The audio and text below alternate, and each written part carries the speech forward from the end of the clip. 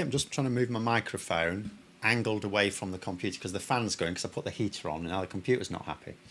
Right, let's catch up with a little bit of breaking news, I suppose, before we go on to these changes in Downing Street then. So there's talk here about the Nobel Peace Prize. It was not awarded to Donald Trump. I'm sure you'll all be astounded to learn. However, the BBC had something interesting on it. So James is there saying Maria Corina Machado beat Trump to the Peace Prize.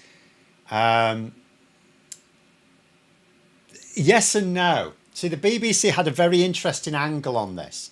So obviously, the Nobel Prize Committee did not feel like giving the prize to Donald Trump, who hasn't, despite him claiming he's stopped 7, probably going to say 8 wars now. He hasn't stopped any. He's actually started a couple, but he hasn't stopped any. Yet, they also have to be careful because we know Trump is a vengeful man and America is a very powerful country, right? And even the Nobel Prize Committee is not immune to the vengeful acts of the United States. So what the BBC are saying is, they're not saying this is definitively the case, but they're saying it's quite interesting that she is someone that Trump approves of. Why? Because she's Venezuela's opposition. And Trump doesn't like the Venezuelan government, right? So the Nobel Prize Committee, they've not resisted pressure from Trump. The BBC's speculating, of course, but they're suggesting they haven't resisted pressure from Trump. They've actually just, in fact, if anything, they've given in to pressure from Trump by giving it to her. I mean, maybe she's worthy of it, I don't know. But by going for someone that won't enrage Trump. Yeah. Angry Pagan there saying, I wonder if the Sudanese genocide will finally get some airtime. I doubt it. Because people don't give a shit. People who pretend to care, they don't really care. They don't actually care. And that's the problem with it. People don't ultimately care. The only reason there's been this much attention is because there are some people who, for various reasons, do care about this particular conflict with Israel and Palestine. But they don't care about it. They'll tell you they care about it on a human level. They don't care about it on a human level, because if they did, they'd care about the same things happening to different humans somewhere else, right? They don't. They don't care. But anyway, let us get on to Labour's shenanigans, because this is a little bit weird. Not necessarily in a good way. So you know how, people like myself have been sort of saying to Starmer, you need to get rid of your advisors. They're rubbish, mate. They're rubbish. Get rid of your advisors. Well, do you know what? A load of them have. A load of them have gone. The top advisors, there's obviously loads and loads and loads of advisors in Downing Street, right? There's dozens of the buggers. I don't even know how many. There's a vast number of advisors in Downing Street, 10 Downing Street specifically. And most of them are, they're just what they are. I'm talking about the top advisors, the ones who have Keir Starmer's ear on a daily basis, right? So they're now unrecognisable. They're basically gone. Not all of them, of course. There's one or two things. And you'd think that's great, right? And it might be in a sense. But, I'll read you out to it as The Guardian reports it here in their live feed. Starmer, they've got a separate article as well, but I won't worry about that just yet. Starmer accused of pushing out some of last progressive allies in number 10 shake-up. So I'll read it out as, in fact, let me put it up. Hold on. I've already got it here somewhere. There we go. Keir Starmer has been accused of pushing some of his last remaining progressive allies out of government as he embarks on another shake-up of his Downing Street operation designed to empower his Chief Secretary, Darren Jones. Now, Darren Jones, who was Chief Secretary to the Treasury, he moved across to Downing Street. Keir Starmer brought Darren Jones across to be... So Starmer felt, rightly I think actually, that he needed a political economic advisor. So he's got Darren Jones, right? Now, there's a lot of people sing Darren Jones's praises. So if you're someone who's been impressed with Darren Jones, and in terms of his political chops, I will say I have. Good news and bad news. The good news is Darren Jones is now going to be a very powerful operator in Downing Street. The bad news is make sure you know who he is. Make sure you know who he is. I'm not claiming I do, by the way. I'm not trying to imply it's not a good move. What I am saying is this is a big move. This is a new role as well. So it's not just sorry, David's just said that it depends on who replaces them. Yeah, it does. If you get rid of some advisors, it does depend on who replaces them, absolutely. We're not just talking about replacing existing advisors. There's been a fundamental, well, Paula said if Morgan McSweeney hasn't gone, it means nothing. He hasn't gone. But it does still mean something because we haven't just changed, they haven't just swapped the deck chairs on the Titanic, do you know what I mean? They've actually fundamentally changed some of the roles. So when they're talking about a couple of the people who have been seen as really progressive in Starmer's top team, gone, it's not that they were sacked. They were actually invited to stay on. They've chosen to leave. And the reason they've chosen to leave, according to this report, is because of the change in the roles. So the roles themselves have been changed. And they've decided that with the new roles, they wouldn't be able to do anything useful. In other words, they'd be losing too much influence. They'd still be there, but they wouldn't have the same influence, right? So it's not just that the people have changed.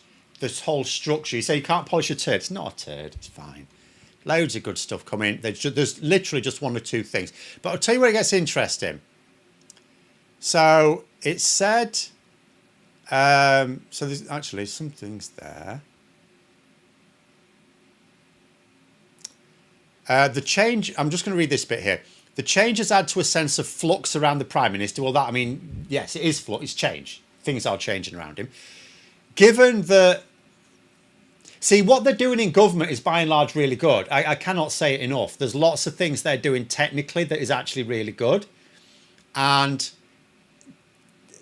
their problem is ultimately around two things. It's ultimately around communication, but it's in communication in 4 different ways. But it's around communicating. Them communicating what they're trying to do to the public, that's not happening. Them listening to the public, you know, via, I don't mean like sound bites, I mean doing the proper polling work, that's not happening. We know that. And they're not even listening to each other because there's too many people with the same views there. And what it looks like to me is that groupthink, which I've said is a really bad thing. The suggestion is, now this is just a suggestion in a report. The report might be wrong, right? It's just written by journalists. It's not fact. But the way they're phrasing it sounds to me like they've basically made the groupthink even worse. Now, where it says here, where is it? So it says here, allies of the Prime Minister say he has not abandoned his progressive ideal. So obviously, if you've got progressive people who are forced out, you're going to think, well, this government's going to be less progressive. So then allies, so it says, I'll read it out exactly. Allies of the Prime Minister say he has not abandoned his progressive ideals, pointing to his recent conference speech, during which he forcefully rebutted the arguments of Nigel Farage and Reform UK. But that's just words, isn't it? Whether a government is progressive or not depends on its policies. Now, we ought to just be clear here what we mean by progressive, because progressive just literally means making progress, doesn't it? It means wanting to advance things. But what do we mean by that? Now, here's where because I was asked this in Liverpool when I did that thing with Graham. Someone at the end of it asked me, what do I consider progressive? Because she first of all asked me, am I progressive? And I said, well, broadly, I think I am. And then she asked me, what do I mean by that? Which is an interesting question, because maybe we've all got different ideas about what progressive even means. See, for me, progressive means socially progressive. Now, that's not me saying that's what it should mean. It's just whenever you sort of consider the body politic and you consider the people who consider themselves to be progressive, it tends to be on social issues. So I would suggest that there isn't really anything progressive about this Labour government, because but different people then think different things. Some people think progressive means left wing. It's like, no, it doesn't. Obviously, if you're on the left wing and you have a government that advances left wing ideas, you consider that progress. But the government are doing that, right? I mean, look at it. They've increased nationalisation. They've increased public spending net. So there's no, I mean, austerity, people go about austerity. The amount of public spending has increased by over £100 billion. How can you call that austerity? And that is as a combination of tens of billions of pounds of extra taxes, which actually, yes, have been raised on the wealthy, and tens of billions of pounds of extra borrowing for the purposes of public investment. You know, you've got, they're giving more power to local areas to work on public transport, on specifically nationalising public transport. So Labour are actually pushing. Well, Liam said progressive equals change to me, but change can be regressive as well, can't it? So you have to distinguish between regressive and progressive. And the thing is, this is where there is some subjectivity to it. There's no dictionary definition. I sometimes I pick at people if they don't use things for which there is a clear definition. So when people talk about left and right, but they mean social policy, I pick on that because there's a clear definition of that. So they are just wrong. If you say anti-immigration is a right-wing idea, it's like, no, you're wrong. If anything, it's a left-wing idea, right? But it's really a social idea. But something like progressive is subjective, because what is progress to one person is regress to another. Like giving workers more rights, I think is progressive. Tories think is regressive. They think it's a backward step. Subjective. But what I mean is, when you've got lots of people who are openly progressive and have been for years, and they don't see this current Labour government as progressive, then you think to yourself, but they are actually making a lot of economic progress. And I don't just mean in terms of growing the economy. I mean specifically left-wing economic policies. So therefore, again, this leans into my idea that what we mean by progressive is socially progressive. Is our society progressing? And what do we want it to progress to? Just to be clear, we want it to progress to a point where we're united. Society is united. Communities are united. We're not divided against one another. So that's what I mean by progressive. Moving towards a multicultural society that is united. Any move towards giving everyone in society more of a stake in society, I suppose I mean, is progressive. And I wouldn't say the Labour government is. I would 100% say this Labour government is not progressive. So when they're saying the Prime Minister has said he will not abandon his progressive ideals, well, I think he already has. He has them. He has them from his previous, from all the we can see that from his decades of life before he became an MP. He clearly has those ideals, but I don't think he backs any of them. And he says, points to his recent conference speech. There was nothing in his conference speech that was progressive. Nothing at all. Not socially progressive. Environment, so ecological awareness is where I start as a progressive. Well, there is that as well. This is what I mean. It's subjective, isn't it? It can be literally anything. Progressive literally just means making progress or wanting to make progress. And it can be on anything. You know, like I'm losing weight. So for me, progress is being lighter. There are some people who might need to put on weight. For them, progress is becoming heavier. Do you know what I mean? Progress is subjective. But we use the word progressive politically a lot. So what does it mean? And I think it means socially progressive. David there saying, I'd argue progressive is a change for the better for a large number of people than it hampers. But again, that's still subjective. Because again, going back to workers' rights, this is a really clear, marker for how you can't talk about progressive economic policies, because it's literally split down the middle. There are people who I think, that if you give workers more rights, that's progressive, because there's this huge imbalance of power. We can see it because pissing wealth is just flooding upwards. So if you give people lower down the economic chain more rights, more power, then that's progress. But that's because what I want to see is something. I know we can't get full equality, but I want to see something closer to equality. That's my ideal. Whereas there are people on the right who, even though they say they don't believe it anymore, they do believe in trickle-down economics, and they think that. So what they will do, I mean, just to comment from their point of view, because I have talked to these people, so, you know, just to present their argument, or the arguments I've been given in the past. So, for example, they compare Britain with somewhere like Bangladesh, right? Just as an extreme example. So if you think about a poor person in Britain, people on the right say a poor person in Britain is better off than a poor person in Bangladesh. And why is that? And they'll say because Britain has a much stronger economy than Bangladesh. Therefore, if you focus on making sure the country has the strongest possible economy, then even if you have this wide disparity in living standards and wealth, the people at the bottom end are still better off as a result of it. They're dragged upwards. That is their argument. I don't agree with that argument, because I think you can also have a strong economy whilst focusing on equality and treating individuals as individuals. But it is a difference of opinion. But where it was interesting, sorry, I'm going to look at something here because, so just going on. So there's been big changes. The headline news is some progressives have left Downing Street. That means that basically there are now even fewer progressive mouths whispering into Keir Starmer's ear, right? But I'll tell you where there is something interesting. I've got to find the bloody thing now. Hold on. Right, here it is. So this is in a separate article, but also in The Guardian. Insiders say Jones, so Darren Jones, right? So he's now been given this really powerful role. He's going to be a very big player in Downing Street, right?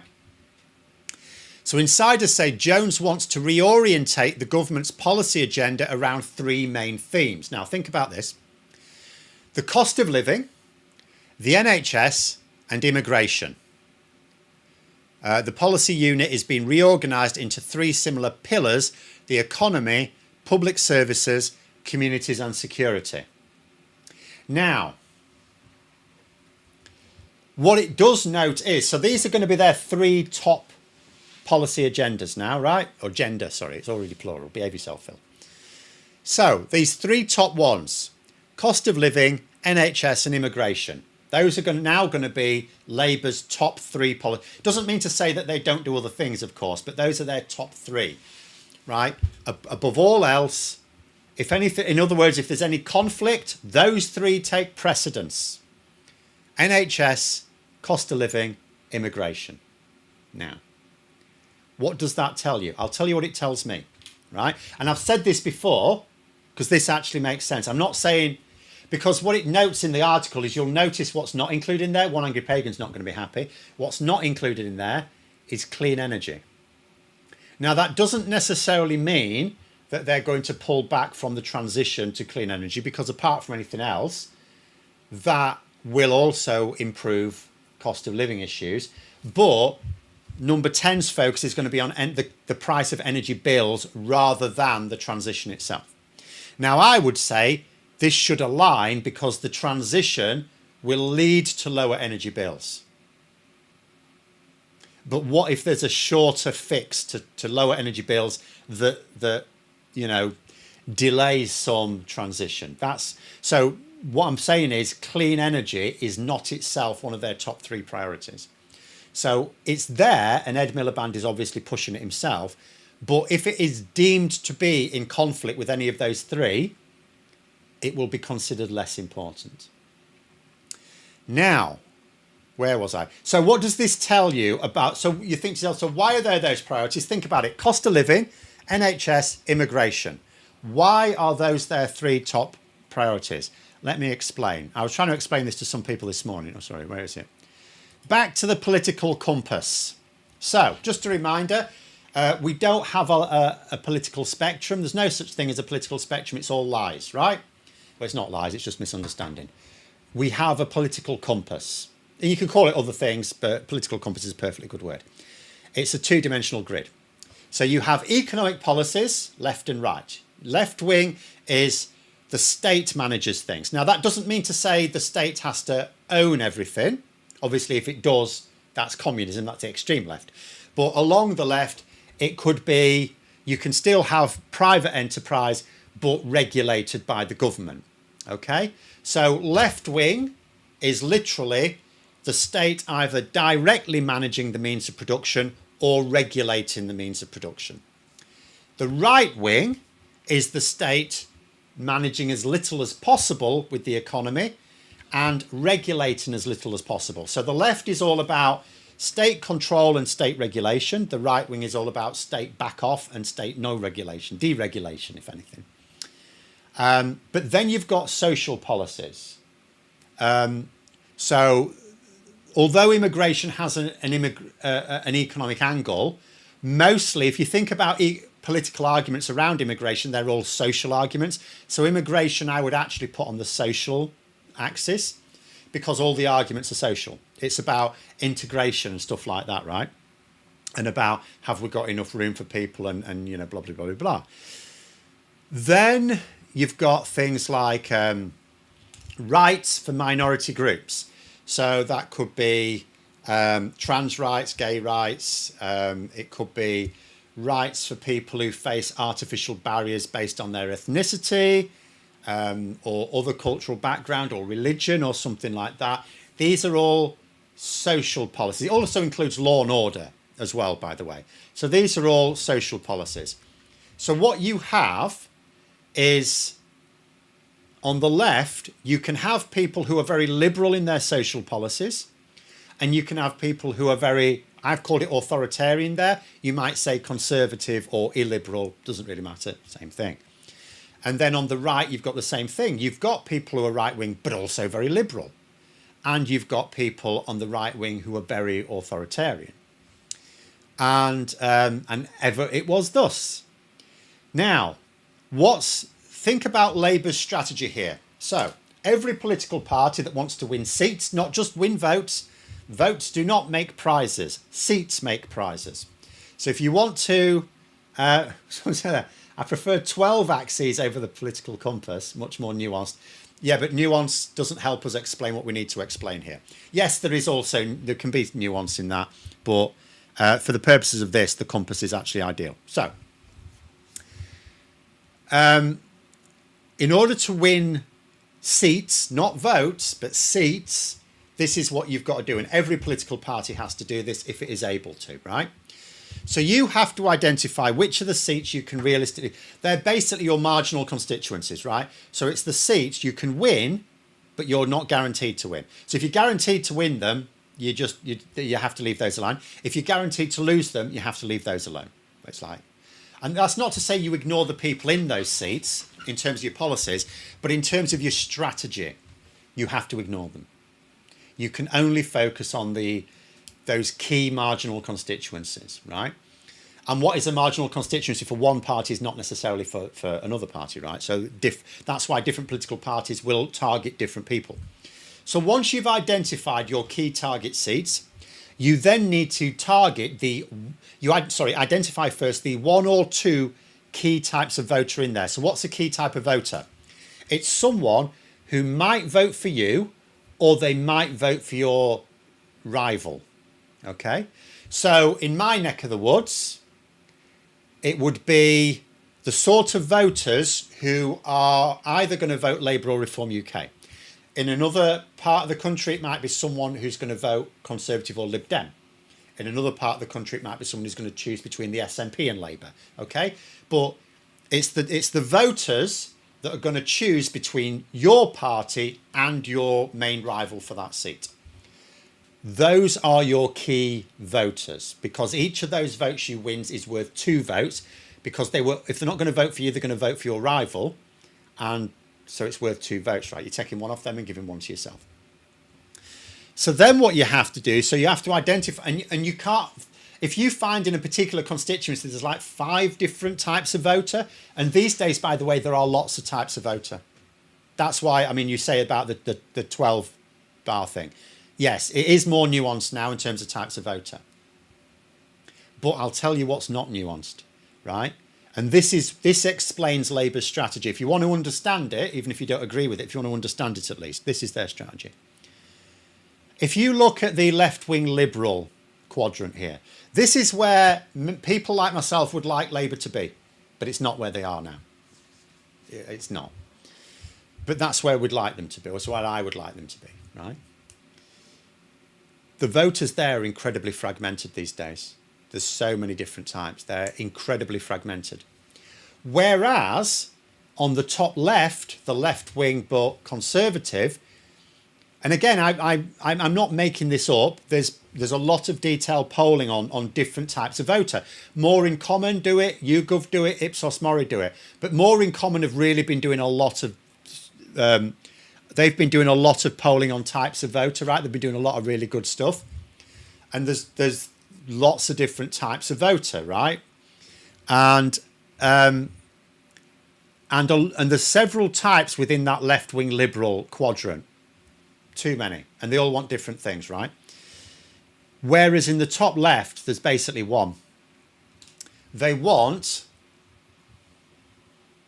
the cost of living to be improved. They want the NHS to be improved. And they want immigration under control. So then we go back to that Guardian article, which says that Jones wants to reorientate the government's policy agenda around three main themes: the cost of living, the NHS and immigration, right? And so you can see what they're doing. And the reason they're doing it is because if you try and appeal to people who are on the liberal wing of the left, there's too many different groups and they all want different things.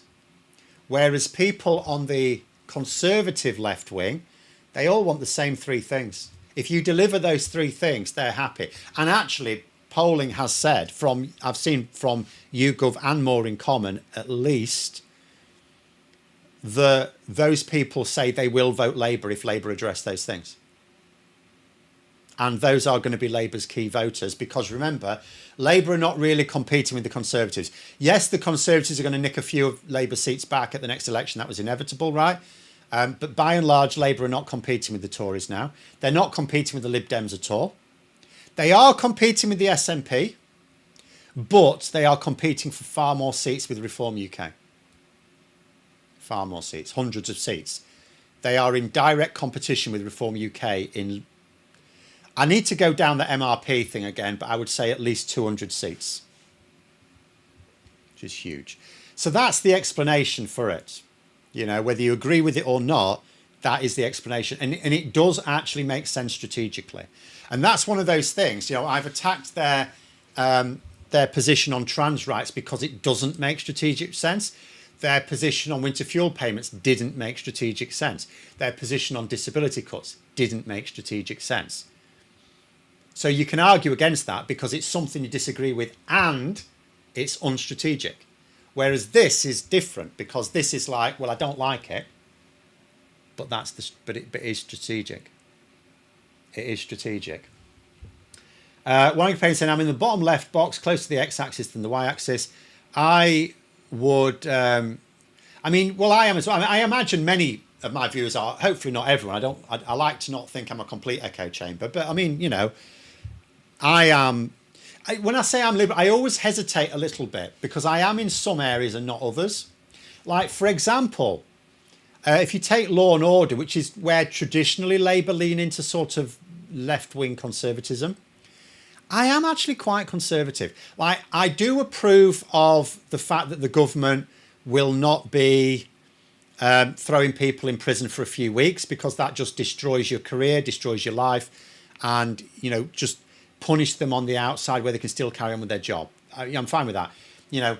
But if you commit a serious crime, I actually think you shouldn't be let out until you're reformed. Now, I also do think, therefore, that there should be a strong emphasis on reform in prisons.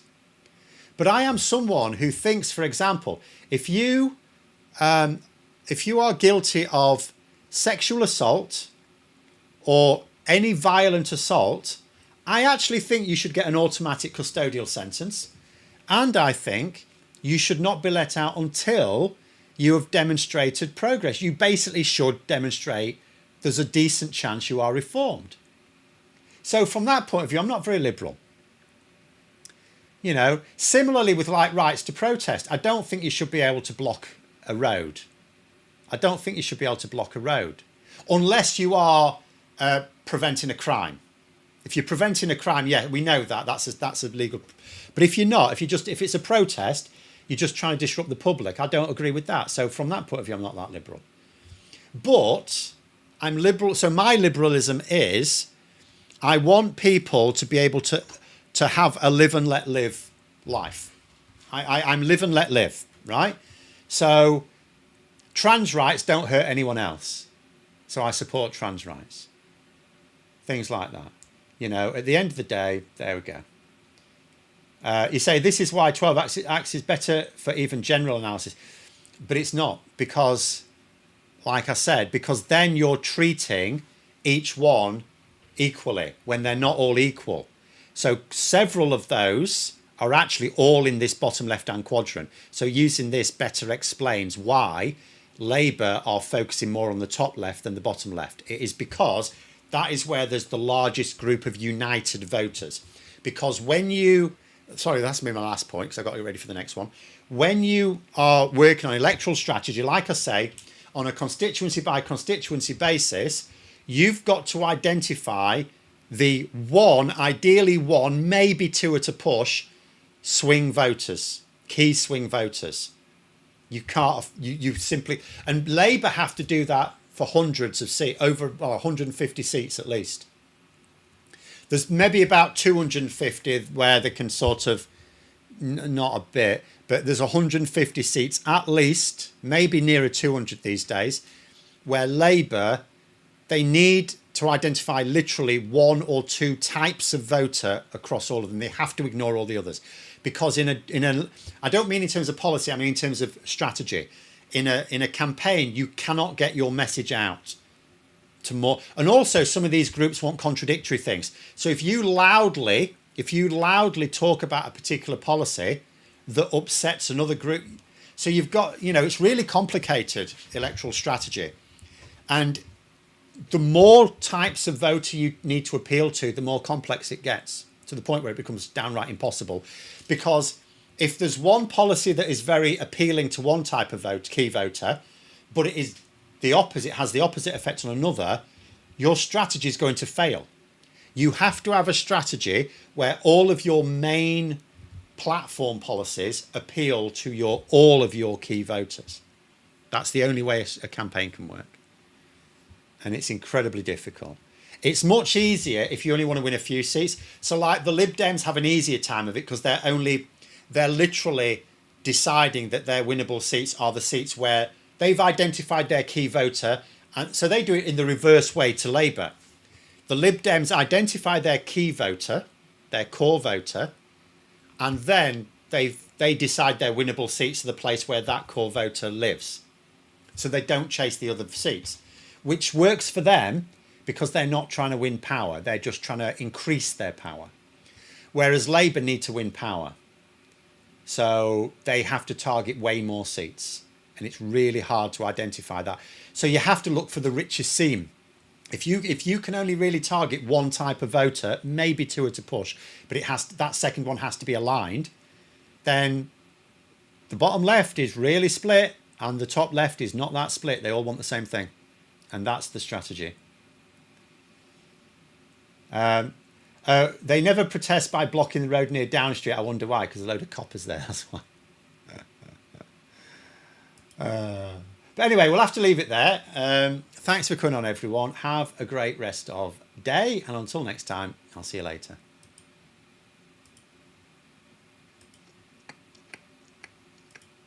Ooh, where's it gone?